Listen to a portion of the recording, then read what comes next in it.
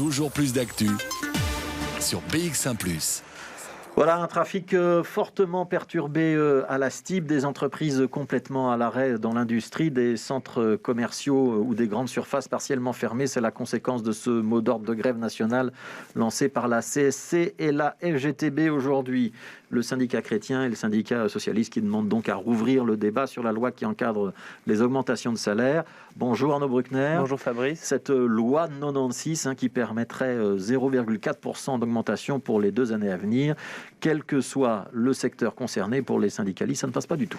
Oui, les syndicalistes qui demandent que cette marge salariale de 0,4% négociée dans le cadre du prochain accord interprofessionnel n'ait qu'une valeur indicative. Alors on le rappelle, un accord interprofessionnel, c'est un accord conclu tous les 2 ans qui permet d'encadrer le travail. Des négociations âpres ont donc lieu à chaque fois sur des points comme les augmentations de salaire, les titres repas, les fins de carrière, etc.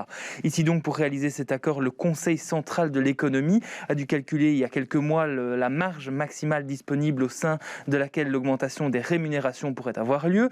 Et selon ce Conseil central, cette marge ne pourrait donc être que de 0,4%, trop peu pour les syndicats. Du côté du patronat, on a fait remarquer qu'il était impossible d'aller plus haut. La FEB a d'ailleurs qualifié la grève d'aujourd'hui d'insensée et particulièrement inopportune. Selon Peter Timmermans, son président, la meilleure option, je cite, reste de se mettre autour de la table et de conclure un accord équilibré. C'est donc au gouvernement que revient finalement la patate chaude. Va-t-il changer son fusil d'épaule? Rien n'est moins sûr, puisque l'accord de majorité ne prévoit pas de révision de cette loi. Et si le ministre de l'Emploi a techniquement la possibilité de mettre son grain de sel via circulaire ou arrêté, il lui faudrait l'accord du reste du gouvernement qui semble divisé sur la question. Donc si l'on revient aux raisons de cette grève d'aujourd'hui, c'est donc bien le prochain accord interprofessionnel 2021-2022 qui est au cœur du débat. Le but, c'est d'obtenir cette augmentation salariale plus élevée. Dans tous les cas, ce serait uniquement pour les secteurs où les bénéfices sont toujours importants malgré la crise. Les syndicats ne visent évidemment pas l'Horeca, par exemple, très touché par la crise, on le sait, mais plutôt certaines grandes multinationales. J'ai pu joindre à ce propos Philippe Van Snick, le secrétaire fédéral de la CSC Bruxelles, qui nous répond depuis le terrain. Écoutez-le. Nous venons avec une logique également économique et de long terme. Nous savons bien que dans l'Horeca, nous n'allons pas négocier des augmentations de salaire. Ces gens sont réellement dans la nuit. Au contraire, il faut les aider.